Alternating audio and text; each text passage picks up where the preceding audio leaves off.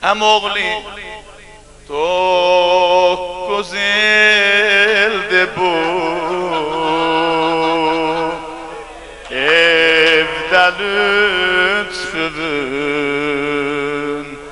sayəsində mən daldalanmış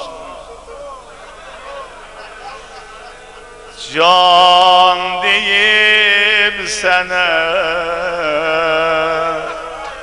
can eşitmişəm sən yanan musibətdə yan hər gecə Hüseynim su istik Əyyam-ı Fatimiyə rozəsi da Fizzədən qabaq mən oyanmış Nə cür oyanmışam? 100 gözün silib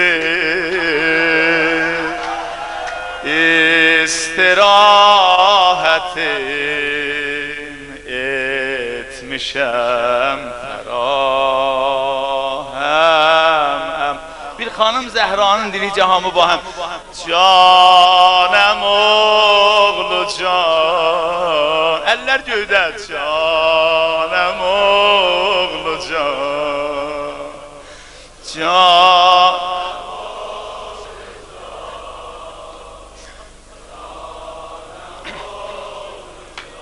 Amma buna qəşəng var Dedəm oğluyum Gün batanda sən Yeylə bu evəm Zulmət et ucam Sayə salmasın Akşam olacağın Bu yetimler Hatirin kubam Rekem alması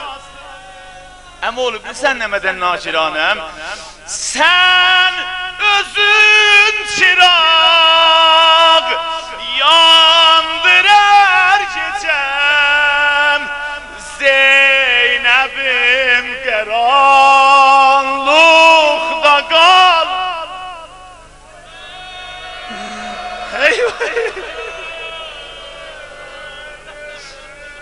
Əmoğlu niyə sən özün çıraq yandır hər gecə Zeynəbim qaranlıqda qalmasın Axı Zeynəb ağlasa Mən də ağlarım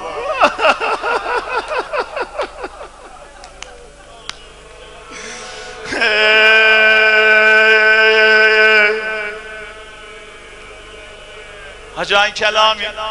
Buzurgan geçeninde şayet həqir bu rozəni axir cəlsə oxudum Dedim xanım Zəhra buyurur Əmoğlu Zeynəb ağlasa mən də ağlarım Sən özün çıraq yandır hər gecə Zeynəbim qaranlıqda qalmasın Axı Zeynəb ağlasa mən də ağlaram Qəbr içində hər dəməm olacaq O xanım ki razı dördü bir ləhzə Zeynəbin gözləri ağlayır Amma bilmirəm Muhərrəmdə Aşura ləhzələrinə oldu Gördülər o ağlamayan Zeynəb Oturub o yaralı cənazənin kənarı Elədir Hüseyin